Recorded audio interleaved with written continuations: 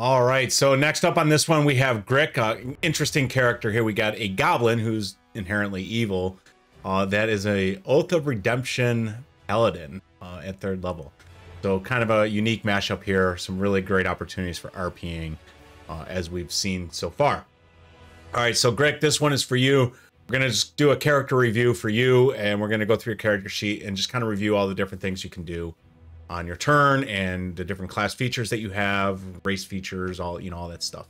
All right, so everything's just top in mind. So when we go to play, this would be a good review for you and maybe some rule clarifications. All right, so let's go ahead and we'll jump in.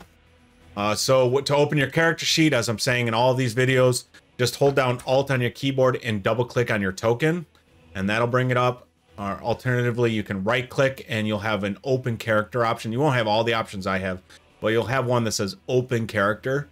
You can click that and that will bring up your character sheet as well. So kind of a little shortcut than going to the journal and finding your particular character and opening it up. So now you can kind of have the chat window open at all times. All right. All right. So we got the chat window open. We cleared it and we have your character sheet up. So we're going to start with tool proficiency. So what kind of things can you do specifically because you're Grik, right? So you actually have proficiencies with land vehicles, which is kind of interesting. Not really anything in your backstory that would give you that I saw, but you're basically able to navigate and assess the condition of it. And we're getting from this, we're going to use Xanathar's Guide to Everything for any of these rule clarifications, okay? So for land vehicles, covers a wide range of options from chariots to hudas to wagons and carts. And you can do things like navigate rough terrain or assess the vehicle's condition or take a tight corner at high speed. And you will get your proficiency at doing all of those. And obviously they would all have different DCs. So if you find yourself getting access to a land vehicle of some kind, you might want to be the driver because you're proficient in doing so. Okay. All right, and wood carvers tools. If we look at Xanathar's Guide for that, we have wood carvers tools allow you to craft intricate objects from wood, such as wooden tokens or even arrows. Maybe a business opportunity because we're not really tracking ammunition at all in this. But if you wanted to craft arrows, you could maybe sell some to a shop. I'm not sure how much money you would get for arrows, but you're able to craft them. Okay. You can craft a small wooden figurine. DC is 10. Or you can carve an intricate pattern in wood with a DC of 15. You can repair things. Your wood. So you can do some nature or maybe even arcana or history checks. If those things are made out of wood, that you would get that proficiency added to those checks. Okay. All right. That's it for your tool proficiencies. So let's go on and talk about what weapon attacks you have. You have your rapier and your dagger. Just want to remind you, daggers can be thrown. So if you wanted to range weapon attack, you could, but obviously once you throw your dagger, you got to go get it before you can throw it again. Okay. Dagger does 1d4 plus 2 and rapier does 1d8 plus 2, the 2 being your dex modifier here. I didn't mean to click on the button, but right there. Okay, so moving on, let's talk about the Tenets of Redemption. You are playing this one too well, I think. Obviously, if we look at the Tenets of Redemption, it's, violence is a tool of last resort, and you really think everybody has the ability to be redeemed and find the light or their way to the path of righteousness, right? So you're definitely playing that part. Your character obviously would have absolutely be very uncomfortable with taking live humans and feeding them to a monster just to get some treasure. So you're playing it to a T, but maybe a little too well. So let's kind of review, because we do get the Oath of Redemption Paladin from Xanathar's Guide as well. So we're going to review what that says, and I'm going to read you part of this book that's not in Roll20. So Roll20 tells you the tenets, but it doesn't give you an overview of the Oath of the Redemption Paladin. So, Oath of Redemption spell. There we go. Okay. So the Oath of Redemption Paladin. I just want to kind of like bring this home, okay? The Oath of Redemption sets a paladin on a difficult path, one that requires a holy warrior to use violence only as a last resort. But it is still an option, right? So an Oath of a Paladin or Oath of Redemption Paladin is okay with killing humanoids, right? If as a last resort, but it's still a resort. Paladins who dedicate themselves to this oath believe that any person can be redeemed, and the path of benevolence is just, and justice is one that anyone can walk. These paladins face evil creatures in the hope of turning their foes to the light, and that they slay their enemies only when such a deed will clearly save others' lives, like the lives of your party member.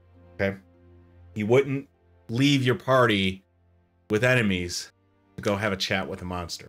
Okay, I think that was a mistake, as you're probably finding out, right? Paladins who follow this path are known as Redeemers. While Redeemers are idealists, they are no fools. Redeemers know that the undead, demons, devils, and other supernatural threats can be inherently evil. And against such foes, Paladins who swear this oath bring the full wrath of their weapons and spells to bear. Yet, Redeemers still pray that one day, even creatures of wickedness and evil will invite their own redemption. So just kind of reviewing what the Oath of Redemption Paladin is, and you are playing it well. You absolutely would have no... I'm lacking the word here. You would not be comfortable at all with feeding humans that are alive, that have surrendered to a Nothic for some baubles, right? So you're definitely doing it, playing it correctly there. The only word of caution I'll have with playing a redemption paladin, it kind of... I'm glad we're not murder hoboing everything, right? But the other characters are unlocking really cool skills to be able to kill things. And when they go through all this and they spend all those resources, and then you lay your hands on them and heal them and bring them back to life, it kind of undoes all the cool things that they just did. So try to find a balance there, and definitely keep RPing. I'm not going to discourage the RPing, but try to keep a balance of that and understand that even an Oath of Redemption Paladin will use wrath if necessary. Okay, so just keep that in mind. Some creatures are just too far gone in the ways of evil to be saved. And it makes you sad, but you understand it. Okay, so with that out of the way, let's talk about the rest of your class features. You can lay on hands, as you're well aware. You do this on your enemies very, very well. But you get 5 points per level. So you're level 3, you have 15 points. Here they are right here. And remember, on a short rest, if you hit the short rest button, this will pop up to the max. So use your short rest and long rest buttons. It's a really new feature with Roll20, and it's really cool that they've done this with the resources, as well as healing your hit points and increasing your hit die. Don't forget, you do have temporary hit points here, and those get taken off before current hit points. So I think I'm going to make this a 12 for you. And this is 0. Okay. So you still have the same number of hit points, but I'm going to move that temporary hit point in there because you just took a massive hit from that Nothic, right? So use your temporary hit points first, and that is going to be the green circle here. Interestingly, the way with a Roll20ism, if you add 5 to your temporary hit points, it doesn't add 5 to your character sheet here. But if you add 3 here, it does add 3 to here. So it only works from character sheet to token. It doesn't work token to character sheet. It's an obvious bug with Roll20. So keep that in mind with temporary hit points. Okay. So laying hands is done. I think you can even heal. If you can spend 5 hit points to heal disease or poison, which is really kind of cool. And if you're going to do this on an undead or a construct, no effect. Divine Sense, really, really cool. I kind of call it the bad guy sonar ping, right? Or a good guy too, because you're looking for celestials. But up to 60 feet away from you, not blocked by anything like Detect Good and Evil, which you do have that spell, and we'll get into that a little later and show you the difference here. But you know the exact location and what type, whether it's Celestial, Fiend, or Undead, within 60 feet of you and where they are. But you won't know necessarily their identity. So in the example they use here, Count Strahd von Zarovich is a undead creature. And you'll know there's an undead creature here, but you may not know if that's actually Strahd himself or some other undead. So you don't know the exact type of undead. Right? You just know that it's undead, right? Or a fiend or a celestial. So you know those three things within 60 feet, exact location. And you can use this feature the number of times equal 1 plus your charisma modifier. Charisma is 4. So you can use Divine Sense 5 times per long rest. Okay. So handy little tool there if you're thinking you're getting into some areas where there might be one of those creatures. You can use your Divine Sense to do that on your turn, and I believe it is an action to do so if you're in combat. As an action, yes. Okay. Dark vision, you should understand this, but darkness, non-magical, but natural darkness is dim light. Dim light is bright light, and that's up to 60 feet. And if you're using dark vision to be able to see, you only see in grayscale or shades of gray. Okay, no color. Fury of the Small, kind of a neat goblin. Because you're a goblin, you get the Fury of the Small. Anytime you attack a creature larger than you in size, right? So you're a small creature, so a medium or better, larger creature, you'll be able to add your level to its damage. So you're level 3, so you can do 3 extra damage to it. And you can use that once per short or long rest. Nimble Escape is pretty cool. You kind of get some roguish type abilities here. You can take the disengage or hide action as a bonus action. So like the rogue, if you're based with somebody and you're doing melee combat and you need to get away, normally you'd have to take the disengage action and run away. Now you can hit them with your rapier, then disengage, then run away, right? So you can do all 3 of those things in one single turn because of your nimble escape. Cool. Rustic Hospitality. Since you have come into the ranks of the common folk, they all like you. So adding into the oddity and complexity and strangeness to an oxymoronish almost of a goblin, right? Not only are you a goblin, but common folk treat you as though you're one of their own, right? So you'll be able to find food or shelter or something like that from common folk. They'll shield you from the law. That's kind of neat, right? Obviously an RP thing, not something you can do in combat, but unless you get creative enough, I guess. Divine Smite is kind of the bread and butter of attack for your Paladin. And you may be familiar with this, but you do 2d, you can expend a spell slot, okay?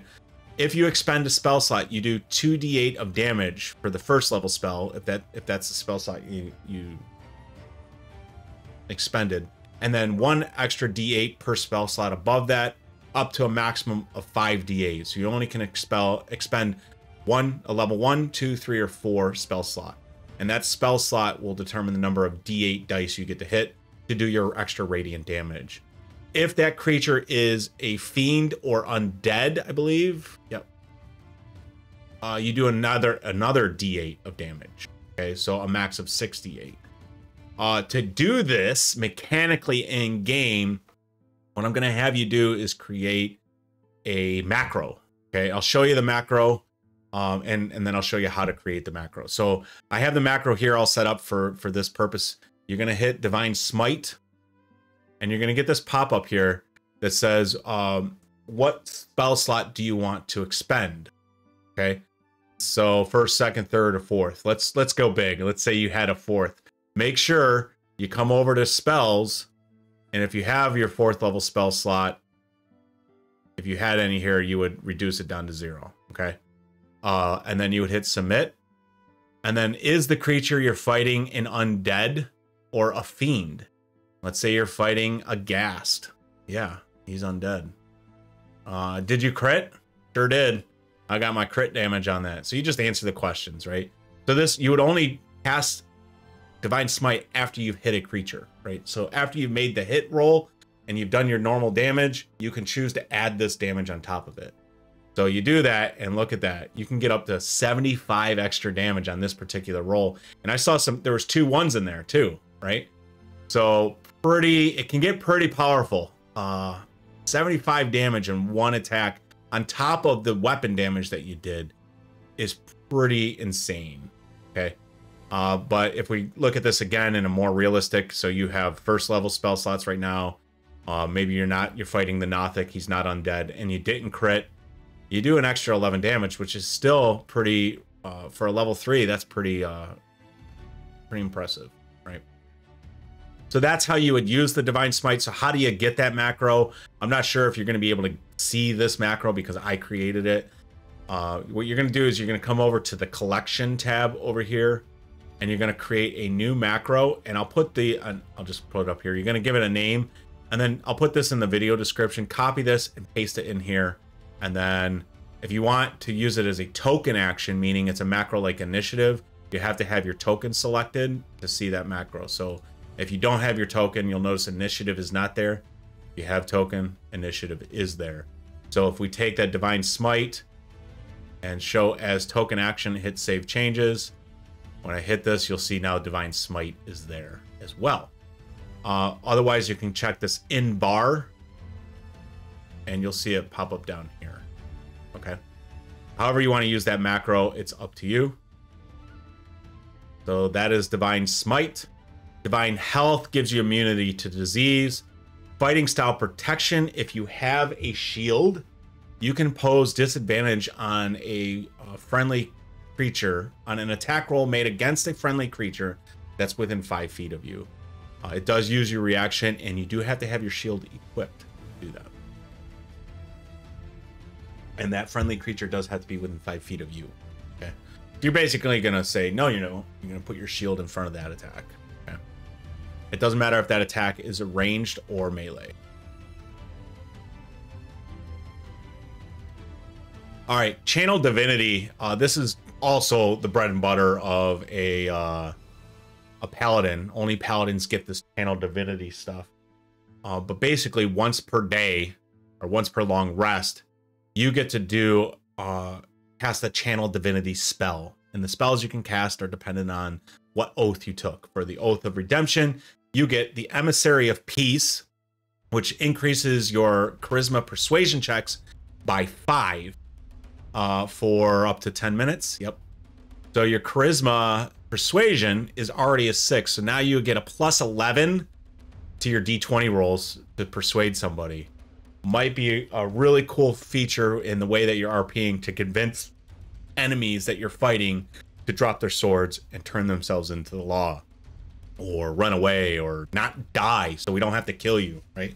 And you would have that for a good 10 minutes, so you'd be able to convince probably a bunch of people, right? But you only get to use that once per day. And instead of that one, if you wanted to, you could use this one. So it's one of these two once per day, or once per long rest. You can use your Channel Divinity to rebuke those that use violence. So if you see somebody make a violent act, you can use your Channel Divinity, and that attack does damage. So let's say they attack, but they don't do any damage. You cannot use Rebuke the Violent, but they have to do some kind of damage. So if they did do damage with that attack against a creature other than you, then you can use this to make that attacking creature take as much damage as they dealt out in radiant damage, or half as much if they succeed the saving throw. I believe is a wisdom saving throw. Yep. Okay. All right, so that's it for your class features. So we'll kind of just collapse all of these by clicking on the actual names itself. And if I ever forget what one of these are and you need to tell me, like, oh yeah, because of Rustic Hospitality, you can click on the little chat bubble, and then the chat bubble is going to pop up here in the chat, with the description of what rustic hospitality is. Okay. All right, so moving on. Oh, and I'll just say here with the resources, if you do use Channel Divinity, drop it down to 0. And when you take your long rest, it'll automatically pop it back up to 1. Same thing with Fury the Small, and Divine Sense and Lay on Hands. Okay. All right, so for your spells, the only thing I'm going to say here is it's really your responsibility to make sure you understand what these spells do. If you don't understand, absolutely ask questions, okay? I know we had some confusion with the sleep spell, so what I'll do is I'll take a few moments here, and I know this is already becoming a longer video. It's already 20 minutes long. So let me just kind of skip through this real quick. Feel free to shut down the video if you already know them. But Shield of Faith is kind of a really good spell that I don't see you using, but it does really help. It grants a +2 to AC for anybody that you cast this on. It is concentration. Detect Evil and Good works very similar to Divine Smite, except it allows you to detect more things like Aberration, Celestial, Elemental, Fey, Fiend, or Undead. You'll know the type and the location within 30 feet of you, so not as far. And certain materials can block this Detect Evil and Good. Okay. Thunderous Smite is a way. Oh, and that does take concentration as well, right? Thunderous Smite does take concentration as well. And remember, you only can concentrate on one thing at a time. Thunder Smite allows you to do extra 2d6 of thunder damage to your attacks. Sanctuary is a really cool spell. It does require concentration. No, it doesn't. And it is a bonus action too. But basically you ward a creature against any attack, and it's basically going to punish the attacker and maybe even nullify the attack for anybody that you've cast Sanctuary on. Really good tool to help prevent somebody from dying, right? And then Sleep, we went through. You roll 5d8. That's a pool of hit points that you can assign to particular creatures from lowest hit point up. And if you can get their assign hit points equal to their current hit points, they would fall asleep. And you do that in a radius of 20 feet from a point you choose. Compelled Duel is a way to compel yourself and one other creature to go on to one-on-one combat. All right, and if you attack anyone else, it goes away. Also, this does include concentration. Sleep does not. Okay.